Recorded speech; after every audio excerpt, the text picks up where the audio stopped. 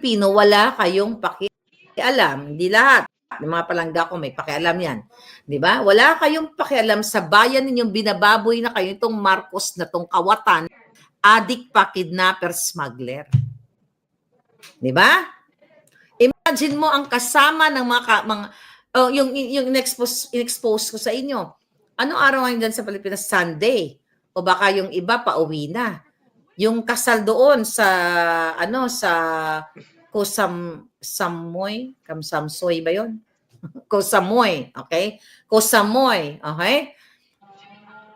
Ando doon pa rin sila. May pinost dyan si Political Witch Boy na nandoon yung mga kawatan. Di ba? Hindi lang malinaw yung picture. Pero nandoon yung mga cabinet secretaries nyo. Wala ba talaga kayong awa sa inyong future generations? Talaga bang dakdak na lang ako ng dakdak dito? Tangina, magtatatlong taon na ako dadakdak. 4 na kaso ang ibinigay, ang kapalit ng mga hayop na yan, pero hindi naman sila nagwawagi. Nilalabanan ko yung mga jotang chinimis na yan. Pero kayo, baliktarin kaya natin yung situation. Baka luka-luka na kayo ngayon. 'Di ba? Kung sa inyo ginawa ni Lisa Tanas, na intimidate ako, baka nabjuang na kayo. Pero andito pa rin ako, tumatayo, lumalaban sa mga hayop na to kasi naniniwala ako na one day or anytime soon, papantay ang paa ng mga jutang genemes na yan. Ano, ito ang sabi ko nga, tipping point for you to act now. Religious group, thank you INC, Catholic Church, magtatanga-tangahan na lang ba kayo? Ano yung mga mensahe nyo kada linggo sa mga parishioners? Ano yung mga mensahe na yan? Putang ina. Wala pa kayong ginagawa. Lahat kayong religious groups. Lahat kayo. Eto, blanco, malinaw pa sa sikat ng araw na binababoy kayo. Imagine mo, blanco yung mga line items sa budget. Gusto nilang isulat kung anong gusto nilang numbers. Ninakaw na nila ang pera ninyo. Imagine mo, kapag renew sila ng vow sa Paris, katulad ni Zaldico, nag-renew yan ng vow sa kanyang asawa sa Paris. Ayan, dalawa sila, kinasuhan nila ako. Tapos ang sasabihin ng mga hayop na yan, ako daw ay malisyoso. Ako daw ay gusto silang saktan. Gusto silang pahiyain. Ay putang ina nila, ayan yung nakaw nila, yung involvement, andyan mismo. O, noon si Amy Marcos nagbida-bidahan, nakasabwat si Tambaluslos at si Zaldico na binayaran ng tig 20 million each yung mga district, mga kongresista para isulong yung charter change na yan. Remember? That was December of 2023. Tapos ang reklamo kay Maharlika ay nagsisinungaling daw ako at sinisira ko ang kanilang imahe. 'Di ba? Yung mga inulat ko, gusto nila akong patahimikin. Akala ng mga yawa na to, matatakot ako. I'm still here, buhay. Sabi ko nga, hindi ako titigil hanggat hindi pantay ang mga paa ng mga putang inang yan. And what are you doing? 'Di ba? Ano, makinig lang kayo sa akin? Huwag nang kinig-kinig. Kumilos kayo. Kailangan nyong mag-alsabalutan sa inyong mga bahay at ipaglaban ang inyong karapatan, ang inyong kinabukasan. Habang nagpapasarap si Lisa Tanas, nangingidnap, nag-aadik, nagiinom ng alak, nagtsutsuksakan si Bangag, lahat. Kayo, hirap na hirap. Hindi makabili ng gamot ang inyong pamilya, hindi makaaral ng maayos ang inyong mga anak, hindi makakain ng tama, ng nutritious food. Yun ang importante sa buhay ng tao. Hindi nga kayo makatravel ng local dahil may pangbilang bugas, wala kayo. Ito yung pinaka big anong tawag dito?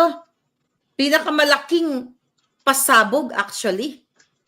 More than anything else, ito ang pinakamalaking pasabog na ginawa ni Congressman Ungab at ni Pangulong Duterte. Kaya sabi ni Pangulong Duterte, my God, you will all go to jail. Kaya dapat hindi lang jail ito. Gurguriog. At dapat burahin na abolish na yung Congress na yan. Dahil lahat sila magkakasabwat. Magkakasabwat sa pag-a-addict, magkasabwat sa pagnanakaw, sa orgy, sa lahat na. Smuggling, bribery, everything. Lahat ng kasamaan, plundering, lahat. Hindi niyo pa ba nakikita ng mga mata ninyo? Ang mga relo ng anak ni Tulfo, lahat, although sa kanyang YouTube, yan ang mga in-exploit niya, mga kwento ninyo. Kaya kayo nga, pag nag-away-away kayo dyan sa mga buhay ninyo, huwag kayo punta-punta kay Tulfo. Pinagkikitaan lang kayo. Tignan ninyo, ang mga bag nila, 5 million, 7 million, 8 million, ang asawa ni Tulfo. At yan nandyan, representante sa Kongreso. Tapos buboto pa kayo ng panabagong dalawang Tulfo na si Eric Sylvester, na umami na TNT, tas walang aksyon ng gobyerno. Ay, Diyos ko, Ginoo. Anong klaseng Pilipino kayo? Proud kayong ganyan? Ano pa? Andyan yung Quad Committee. Lahat na yan, paulit-ulit na nga lang yung buhay natin eh. Kakapagod na. Ano gagawin nito mga brusko? Ano kayo? Diba? Ang sarap nyo talaga kapunin eh. Alam niyo yun? Wala kayong mga bayag. At I hope yung Pangulong Duterte, so sinabi niya, mayroong kalalagyan yung mga bangag na to. Pero, nag-aanda naman na si Bangag, nalalayas na siya. Huwag kang mag-alala, Maharlika, magigising na mga Pilipino pag number 1 na tayo sa corruption. Okay, number 2 pa lang kasi sabi ni Kampong Chicken. Hay, nako. I hope nga palangga magising na. Sa tingin mo, okay? Sa tingin mo, okay? My God. Nabayaran? Sus ko po, paaral nga palangga eh. Putang inang yan. Dapat yakapin na ni Aida yan. May ano yan eh. May AIDS yan eh. Okay? Sino yan? Mamamatay din yan. Mamamatay din yan. Pok lang yan. Pag niyakap na yan ni Aida, mamamatay yan sama-sama sila. At hindi niya mapapakinabangan ang ninakaw niya sa kaban ng bayan. I like your cup, palangga. Okay. Sana may maghain ng kaso sa Supreme Court about sa invalid GA. Meron nan siguro. Sinishing. Lipat tayo sa probinsya nyo. Mahirap na ang Maynila, sabi ni Egg White. Alright. Jonaline Aragon, thank you so much. No to Tulfo, sabi ni Susan Buhangin. We protect and serve the corrupt, the evil, sabi ni Benj 6. Ayun na nga eh. Hindi na kayo naaawa sa inyong mga sarili. Okay? O yung nagtatanong, siya daw yung Pok lang may Aida. Hulaan nyo na lang. Yung may Aida. Putang inang yan, may maintenance lang kaya nabubuhay ang buwaka ng inang yan eh. Okay. I firmly believe God is moving in our midst. Pinaaabot lang ito sa sukdulan para walang sisihan. Our wicked leaders will disappear. They will be gone, sabi ni Sarita Soler. Okay? Name your price ang nakaw, sabi ni Buhay Construction.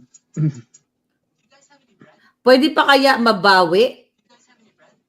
Pwede pa kaya mabawi ang nanakaw? Yes. Sila, kung mababawi yan. Hindi man lahat, pero mababawi yan. Right.